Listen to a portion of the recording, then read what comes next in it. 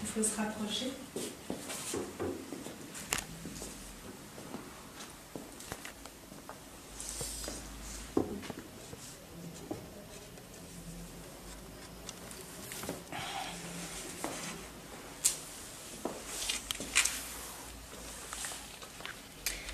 C'est une histoire qui s'est passée à Berlin, où j'ai construit un monument anonyme dans l'espace public. Et j'ai écrit cette histoire avec des photographies donc qui se lisent dans ce livre-boîte. Donc là, on voit une partie du monument. Et donc du coup, j'ai trouvé des plantes dans ma rue. Je les ai ramassées et j'ai trouvé un lieu pas très loin de chez moi, pas très loin de l'endroit où j'ai trouvé les plantes. Et j'ai décidé de les installer sans savoir vraiment ce qui allait se passer.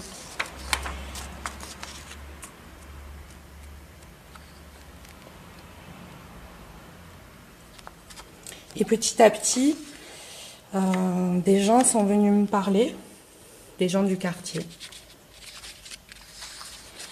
Et j'ai dit à chaque fois que j'étais en train de construire un monument anonyme, puisqu'il n'y avait pas vraiment de raison à faire cela dans cet endroit. Et les gens ont commencé à me parler. Par exemple, ici, elle dit... Second person coming to ask what I am doing. I explained that I found the flowers and plants this morning and walked until finding this place. Now I am installing them, still don't know how it will look. Alors là, elle me demande qu'est-ce que je suis en train de faire et je lui réponds que j'ai trouvé ces fleurs ce matin et que j'ai marché jusqu'à rencontrer ce lieu. Et que je les installe et que je ne sais pas ce qui va encore se passer. Une troisième personne arrive, elle demande si quelqu'un est mort.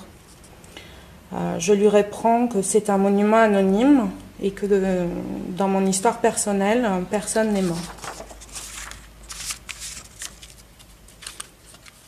Après, les personnes racontent des histoires personnelles à partir de ce monument. Après, je laisse le lieu tel qu'il est. Après, je reviens et je rencontre un homme qui dit qu'il a vu un accident la semaine dernière sur ce lieu.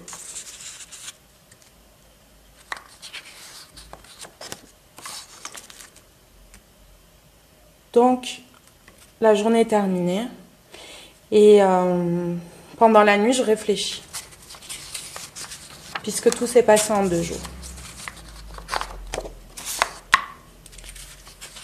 Alors là, je décide le matin d'enlever le monument, parce que je trouve que cette connexion entre l'accident et le monument me fait un peu peur. Et je découvre alors qu'il y a eu des petits feux qui ont été faits sur le monument anonyme,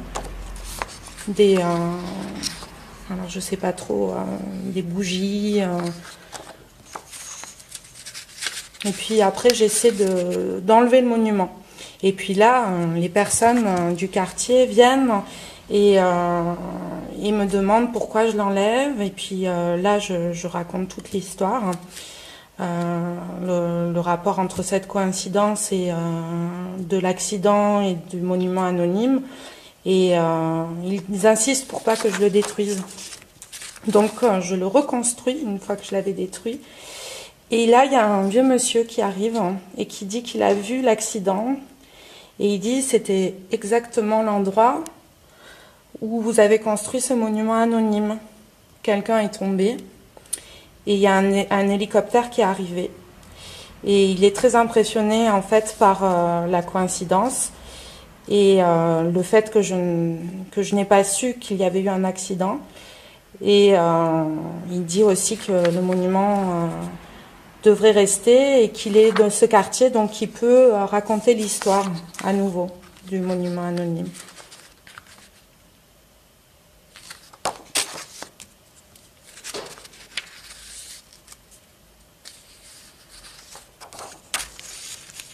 Et puis là, du coup, pour le laisser dans l'espace, je suis allée chercher de l'eau dans le bar qui était à côté.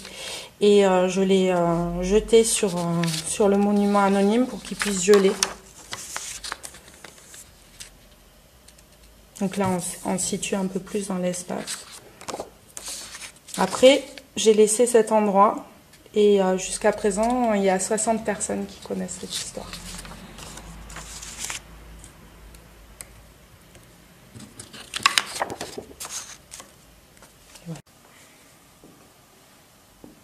On va voir un paysage de la mer Baltique.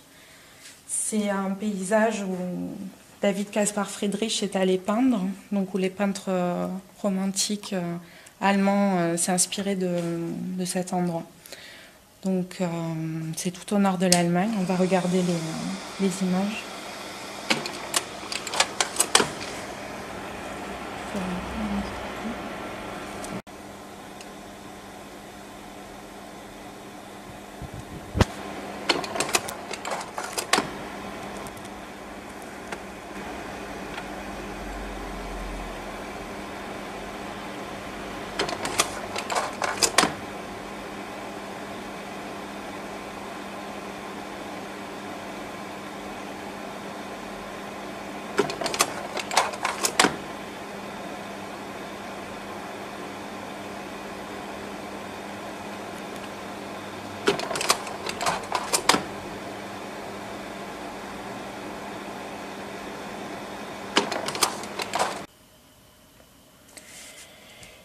À partir du paysage que j'ai vu à la mer Baltique, en fait, ce paysage m'a travaillé pendant plusieurs années, quoi. Ça a duré à peu près 3 ans. Et de ce paysage, j'ai écrit une histoire où le paysage et un récit imaginaire se côtoient. Donc, je ne vais pas lire tous les textes, mais un petit extrait. Alors, il y a aussi des photos noir et blanc qui sont prises autour de la Méditerranée. Donc, c'est un dialogue aussi entre la mer Baltique et la Méditerranée. Et dans la nature, plutôt dans les garrigues. Donc là, on voit aussi des dessins.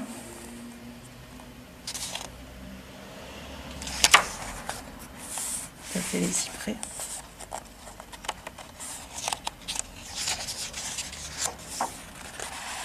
C'est les images qu'on a vues. J'ai déjà montré.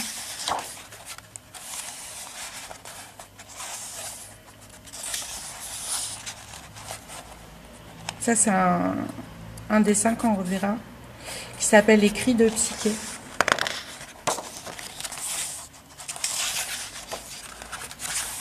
Ça, c'est, on reconnaît cette forme, c'est un bâton de sourcier. Ça, c'est l'écriture de la montagne, les falaises de Cré, à la mer Baltique. En fait, avec le phénomène friable de la craie, les arbres tombent des falaises, les hêtres tombent des falaises dans la mer. Alors là, je vais juste faire un petit extrait. Donc ça, c'est le dialogue imaginaire entre elle et lui. Lui, où étais-tu pendant tout ce temps? Elle, j'ai fait mes bagages dans la rue. Je me suis endormie. J'étais plongée dans cette balade du mois de novembre. Je ramassais 2 ailes d'oiseaux et le téléphone sonnait.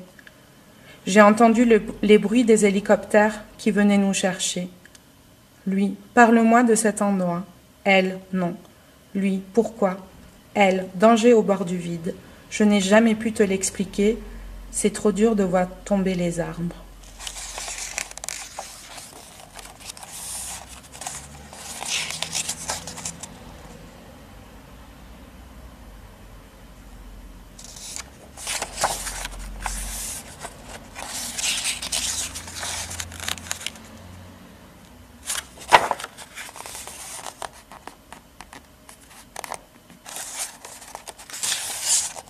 Ça, c'est une photo qui a été prise au Mall à Sète, un jour où il y avait de la tempête.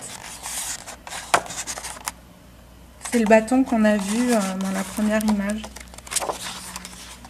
Celle-ci, qu'on retrouve à la fin.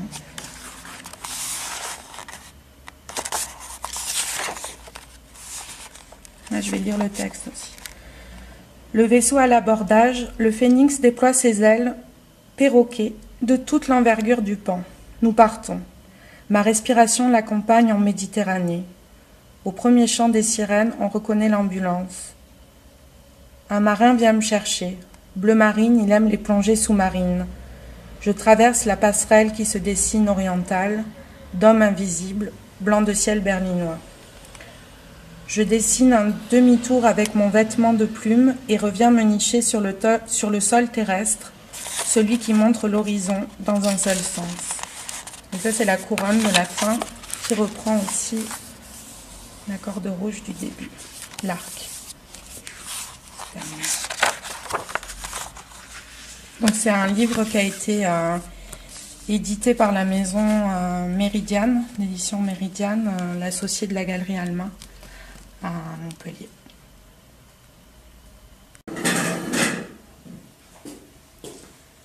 Donc ça c'est la barque renversée, inversée. Et c'était pour une exposition sur la thématique de l'amour et de l'eau qui avait été montrée à la chapelle du quartier haut à Sète. Et on peut laisser libre cours à l'imaginaire sur cette image. Voilà. Et pour l'accompagner, j'ai créé cette vitrine qui accompagne la photographie. Et c'est une archive de dessins de 2010 à 2014. Et donc, ces dessins reprennent le rapport aussi au paysage et au désir.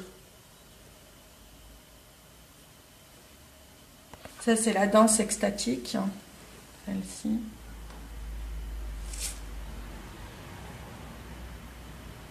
Ça, c'est métamorphose. Celle-ci, c'est extase. Ça, c'est l'arbre manquant. Qu'on peut retrouver aussi, qui est inspiré des paysages à la mer Baltique, là aussi. Donc c'est aussi des carnets ouverts. Hein. Là aussi on retrouve le paysage qu'on a vu tout à l'heure, avec les armes mythologiques. Ça c'est un calligramme. Donc le soleil de minuit en Laponie finnoise, Isabella sur le lac majeur, les amphibiens, les amphibiens, les amphibiens, les amphibiens, les amphibiens. C'est les falaises de craie.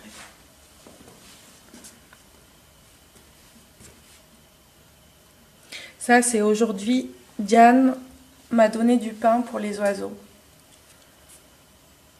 Ça, c'est amour, je t'abandonne, mon hamac est sous terre. Et sur celle-ci, il pleut dehors et dedans. Et là, l'écriture, on ne peut pas la voir, elle est masquée.